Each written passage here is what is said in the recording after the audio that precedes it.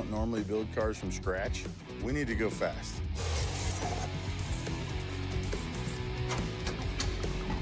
The car is perfect.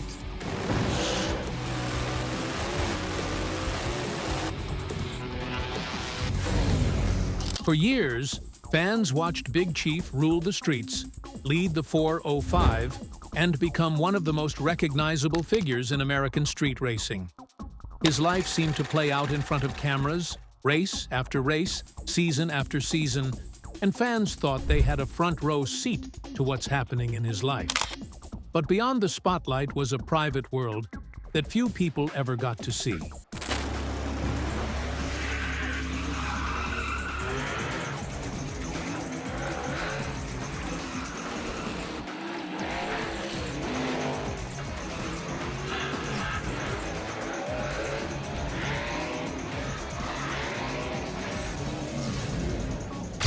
Hidden inside his garage were clues to a story far bigger than most fans realized. And now that they've been discovered, what have these discoveries revealed about Big Chief? Join us as we uncover what was found in Big Chief's garage that left everyone speechless. The shocking discovery. Big Chief's garage was hiding more than just race cars. Fans believed they knew everything about one of the most famous names in street racing. The races were public, the victories were documented, and the cars became legends. But behind the doors of his Oklahoma garage was a collection of machines, memories, and unfinished stories that reveal far more than any television episode ever could. To most people, it looked like a place where cars were repaired and race plans were made. But those who have looked closer discovered something different. Every corner held a piece of Big Chief's journey, from the earliest days of street racing to the decisions that changed the course of his career. Justin Shearer, better known as Big Chief, did not build his reputation through sponsorship deals or corporate racing teams. He adopted the name Big Chief due to his imposing presence both on and off the racetrack, and long before television found him, he was already making a name for himself on the streets of Oklahoma City. Racing became more than a hobby. It became a way of life. That passion eventually turned him into one of the central figures of Street Outlaws and introduced him to millions of viewers across the country. Yet some of the most important parts of his story were never told on television. Inside his garage are reminders of victories, setbacks, risks, and turning points that shaped the racer fans came to admire. Some items have become legendary among longtime followers. Others remained unnoticed for years, hidden in plain sight. Together, they tell a story no camera ever fully captured. First, between the engines and the tools, sits a worn photograph of a younger Justin Shearer standing next to a car most fans have never seen. The car that started everything, and the garage itself. Not because of its size or appearance, but what it represents. A place where ideas became race cars, where major decisions were made, and where Big Chief built his future. However, this was only the beginning. Once people started paying attention to what was actually inside, they realized the garage contained much more than tools and engines. It held clues to a story that was still unfolding. Buried deeper in the shadows was a collection no one expected to exist. The hidden collection. When people think about Big Chief, one machine usually defines everything. The Crow was a 1972 Pontiac Le Mans that became the backbone of his early reputation in Oklahoma street racing, and later a centerpiece on Street Outlaws.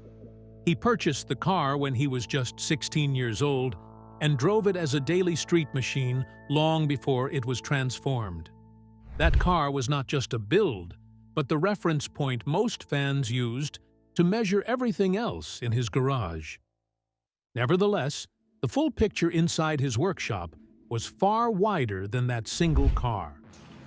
Over time, fragments from his YouTube channel, garage walkthroughs, and race prep clips began revealing a pattern. The space was never designed around one finished project. It operated more like a constantly evolving build environment where multiple cars exist at different stages of completion, teardown, and rebirth. At the center of it all was the Crow itself. Over the years, it has evolved through several configurations, including high horsepower twin-turbo setups, earlier nitrous-assisted versions, and periods where it ran different combinations of superchargers and fuel systems depending on race conditions. Each version reflects a different stage of learning, rather than a final product. Close to it sits the Crow Mod, a purpose-built altered chassis version designed for higher-level performance racing. It was lighter, more stripped down, and engineered for controlled environments where power delivery and weight reduction matter more than street realism. The Crow Mod was not a replacement for the original Crow. It was a separate direction entirely, built from the same mindset, but for a different level of competition. Then there was what fans commonly refer to as the Crow Junior. It was speculated that it served as an experimental platform that appeared in garage footage during tuning sessions and fabrication work. It was used as a test bed for mechanical ideas before they are applied to larger builds.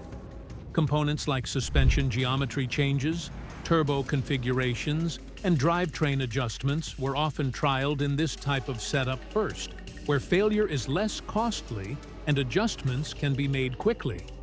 Beyond the Crow family of builds, the garage held additional long-term projects that rarely received direct attention.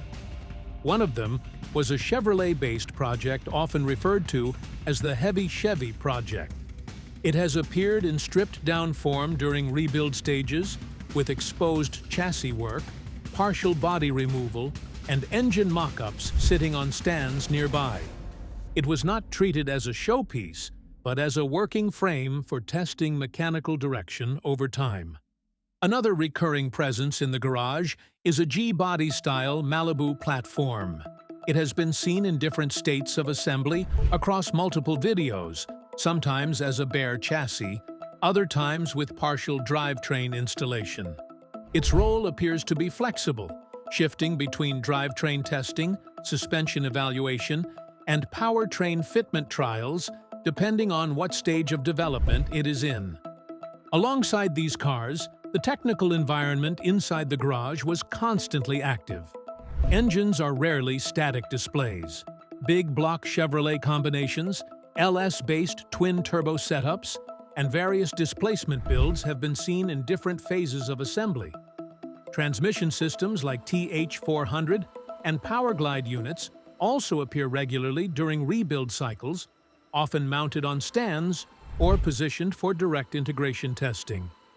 These are not isolated components. They are part of a continuous workflow where parts move between projects as needed. What stood out most was how fluid everything had been. A car that appears incomplete in one clip might have returned later with a different engine combination. A chassis that was once stripped may reappear with new fabrication work. Parts were not locked to a single build, but treated as interchangeable tools in an ongoing development process. Nothing inside the garage is treated as final until it proves itself on the track. This was why longtime followers often describe the space differently. It is not a storage area and not a display garage. It functions more like a living workshop where engineering decisions are constantly being tested and revised in real time. There is one partially assembled chassis positioned away from the main builds, often covered during walkthroughs, with no confirmed role within the Crow or Chevrolet-based projects. Unlike the other cars in the garage, its purpose has never been clearly documented in public footage, making it difficult to place within his known build structure. However, just as the hidden collection started to make sense, an even bigger question emerged. Why did Big Chief step away from Street Outlaws? The unexpected exit. For many fans, Big Chief's absence from Street Outlaws seemed to happen almost overnight. One season, he was at the center of the action, helping organize races, settling disputes, and competing against some of the fastest drivers in the country. The next, viewers noticed he was no longer appearing regularly. He disappeared from new seasons of No Prep Kings and America's List, much to the disappointment of his fans. As the episodes continued without him, questions started spreading across social media, online forums, and racing communities. Where had Big Chief gone? The speculation quickly took on a life of its own. Some people believed he had retired from racing. Others assumed he was dealing with personal issues. A few even suggested that he had completely walked away from the sport that had defined most of his adult life. The reality was far less dramatic but far more significant. Big Chief never disappeared from racing. In fact, he continued doing what he had always done. He was building cars, testing combinations, traveling to events, and creating content for his growing online audience. What changed was his relationship with television.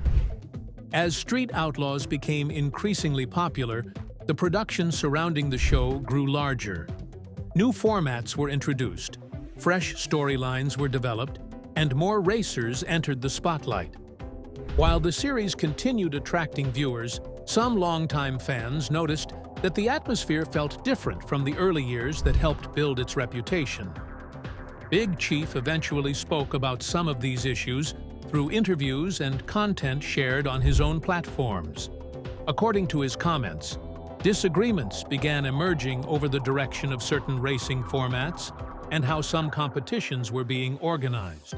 He expressed concerns about decisions that he felt moved away from the principles that originally made the racing scene special.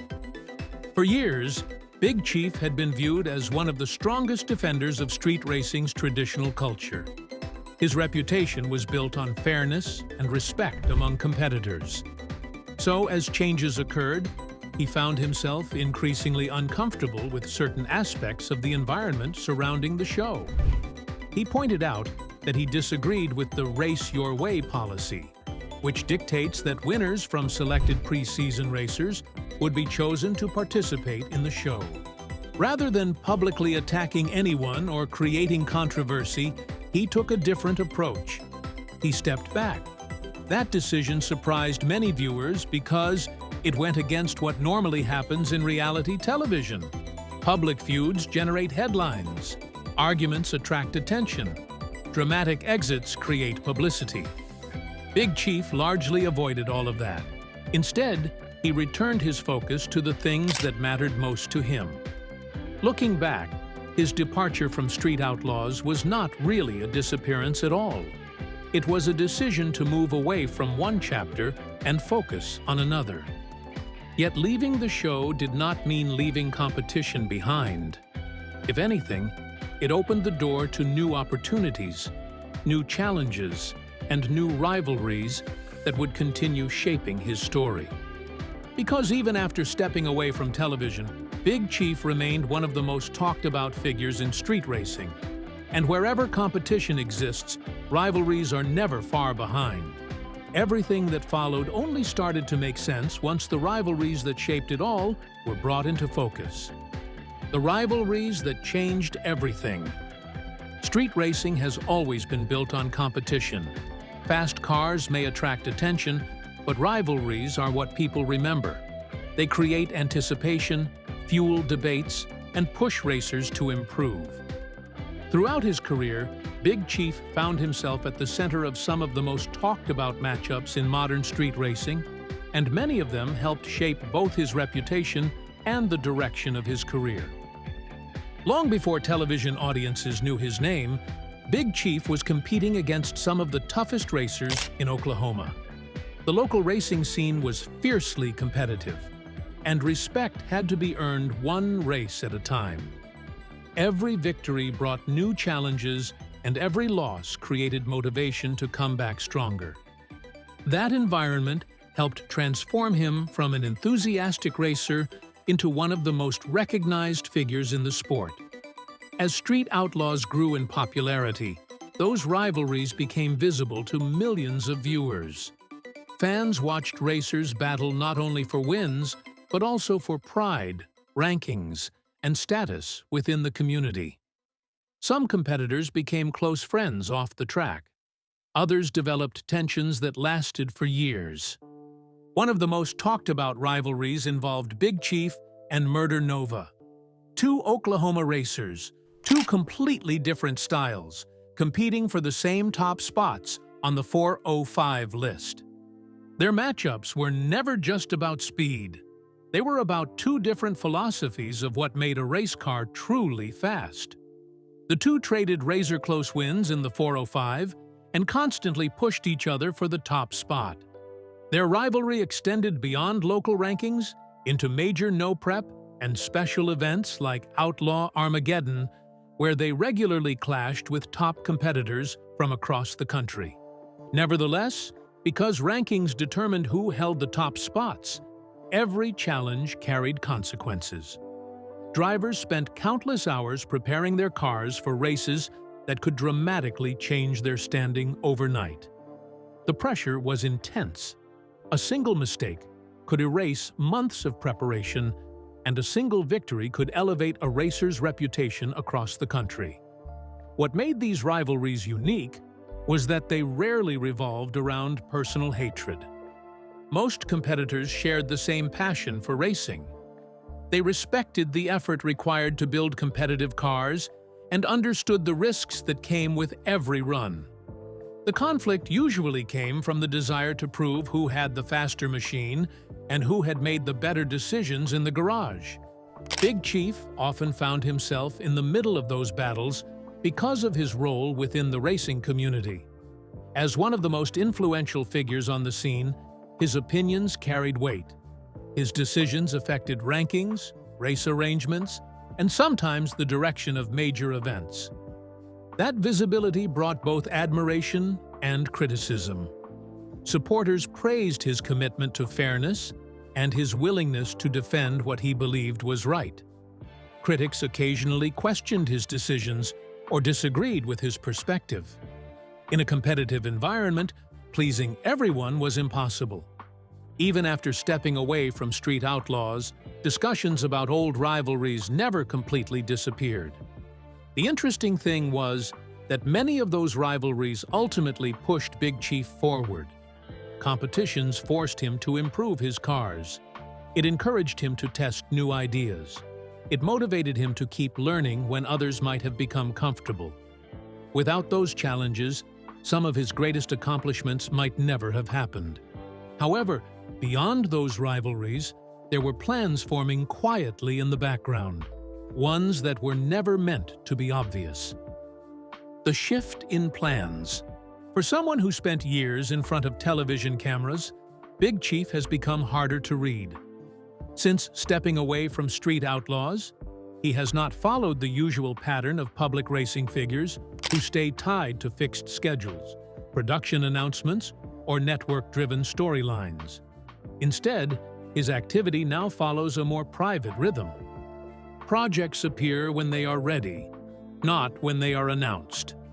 That shift has changed how fans interpret almost everything he shares, and because of that, even small details now carry weight. A short clip from the garage, a partial build in the background, or a brief mention during a video can trigger discussion.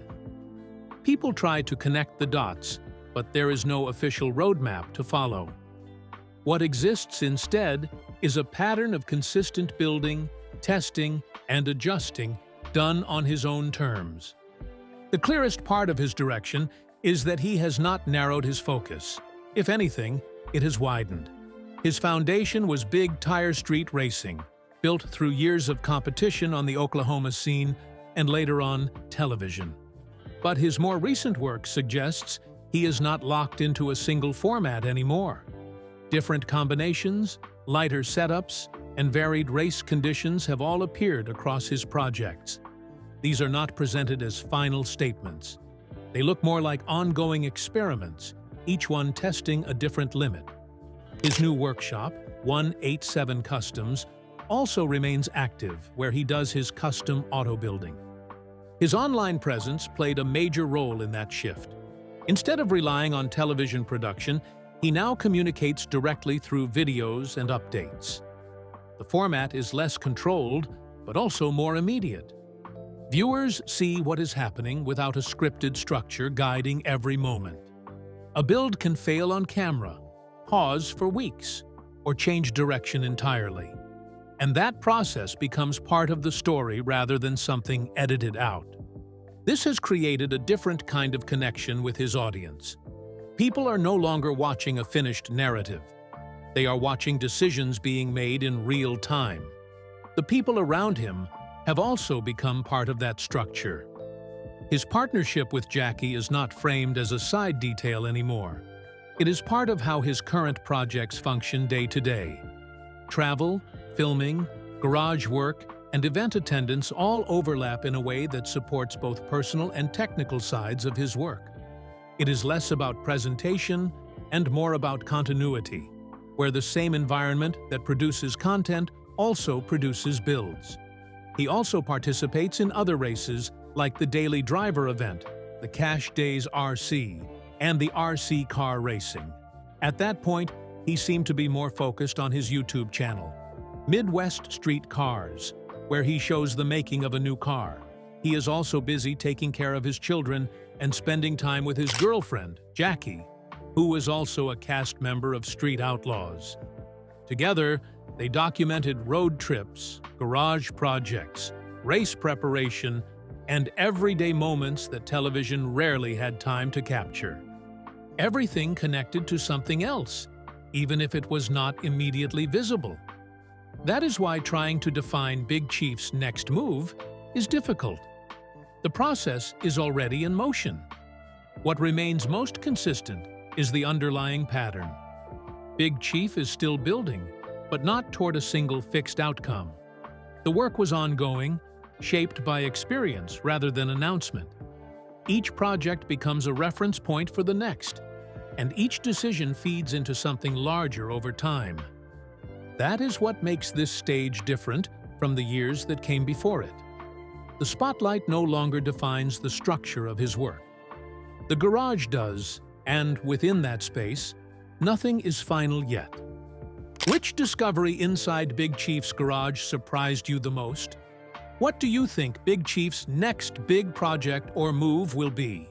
Share your thoughts with us in the comments section. Remember to like, share, and subscribe for more. Also, click the next video showing on your screen. You will enjoy it.